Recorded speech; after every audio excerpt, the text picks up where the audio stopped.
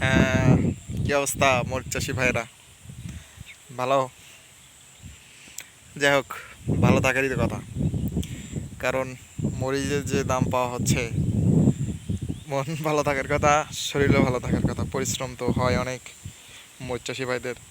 তো যাই হোক, অনেক দিন পর মরিচ চাষির একটু হলেও টাকা পয়সা পাচ্ছে।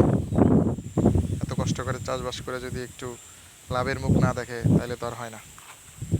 তো যাই হোক, এটা হচ্ছে বিজলি প্লাস, না বিজলি গোল্ড 2020 মরিচের একটি জাত। একটু হালকা আলোচনা করি আপনাদের সাথে।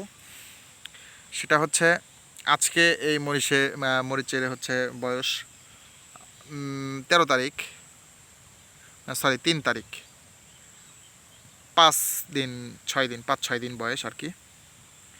তো কেবলই চারা হচ্ছে গাছের সাথে লাগে নিচ্ছে আর কি।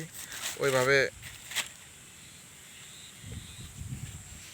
এখনো ঠিক হয় নাই, গাছ মোটামুটি ধরছে। এটা হাতেরই চারা ছিল আর কি, নিচের করা। এটা বিজলি গোল্ড 2020 একটি জাত। তো বিজলি গোল্ড 2020 যে জাত, এটার যে একটা বৈশিষ্ট্য সেটা হচ্ছে, এটা আগাম আসে। আগাম বলতে প্রথমেই মরিচ বেশি ধরে আর কি, যে প্রথমের ডালগুলাতে। শেষে গিয়ে ফলন একদম আশানুরূপ এরকম যে ফলন, অতটা পাওয়া যায় না। আমি গতবার করছিলাম, তো এরকমই বুঝছি আর কি। তো আমাদেরও দরকার ছিল প্রথমে যেন একটু ফলন হয়, শেষে যা যা আমার অত ফলন দরকার এরকম ছিল না। কারণ এখন যে পজিশনে মরিচটা করছি, এটা হচ্ছে একটা সময় গিয়ে দেখা যাবে যে ওই দামটা শেষে আমাদের দেশি মরিচ চলে আসবে, অত দাম, ভালো দাম পাওয়া যাবে না। তো সেই জন্য আর কি আগে আসাই ভালো।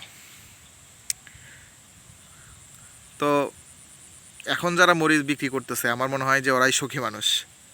কারণ 100 টাকা কেজি যদি মরিচ বিক্রি করে, এর চেয়ে বেশি হওয়া লাগবে না ভাই। 100 টাকা কেজি যদি বিক্রি করতে পারে, এটা একজন মরিচ চাষের জন্য পারফেক্ট।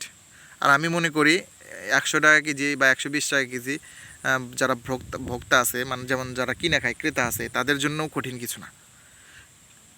15 টাকা, 50-60 টাকা কেজি মরিচ যদি খুচরা বিক্রি হয়, তাহলে যারা আমরা কৃষক, তারা তো আমরা পাইকারি বিক্রি করি, এটা তো অনেক কম দামে বিক্রি হয় আর কি। 40 টাকা, তাহলে 40 টাকা কেজি দেখা যায় যে 40 টাকা কেজি মরিচ বিক্রি করলে যে এই গাছ থেকে যে মরিচ উঠায়, এই উঠানোর দামও হয় না। কারণ গাছ থেকে উঠাতে অনেক প্রচুর সময় লাগে আর কি। যাই হোক, লোকও দরকার হয়। তো এই অবস্থা, এখনকার চাষিদের মন ভালো। ঠিক আছে, সবাই ভালো থাকবেন।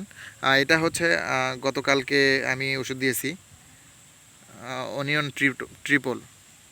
এটা একটা ছত্রাক, মাটি একদম গোড়া ভিজে দিয়েছি। তো চিন্তা করছি কালকেও, মানে যেহেতু রোদ হচ্ছে, বৃষ্টি হচ্ছে, আকাশের অবস্থায় দেখেন মেঘ যাচ্ছে একদম আমাদের উপকূল এলাকা, যমুনা আমাদের পাশেই আর কি। তো যাই হোক, আমরা বলি জোয়ার। এই যে আকাশ দিয়ে জোয়ার যাচ্ছে, নদীর পানি বাড়তেছে। তো এই জন্যই আর কি, আল্লাহ যদি বেঁচে রাখে, কালকে বিকেলে হচ্ছে আবার ছত্রাক, যাই হোক ম্যানসার দিব আর কি। ঠিক আছে, সবাই ভালো থাকবেন। নতুন নতুন আপডেট পেতে চ্যানেলটি সবাই সাবস্ক্রাইব করবেন, পাশে থাকবেন। ধন্যবাদ। আসসালামু আলাইকুম।